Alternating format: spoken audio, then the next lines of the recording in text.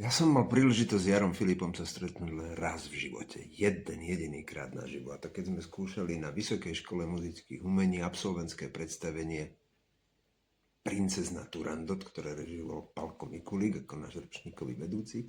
A on pozval Jara Filipa do spolupráce, aby nám zložil hudbu.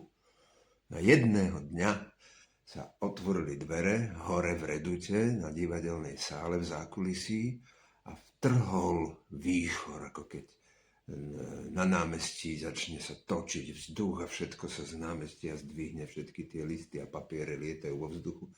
Tak takto priletel Jaro Filip, v jednej ruke mal kazetu, v druhej ruke mal cigaretu a hovorí: Pali, tuto máš nahraté a teraz vám to zahrám, aby ste to počuli, ako to znie na klavíri. Sadol a začal hrať a my sme s takýmito papulkami počúvali fantastické pesničky v E-moll a boli sme nadšení, že máme hudbu od Jara Filipa.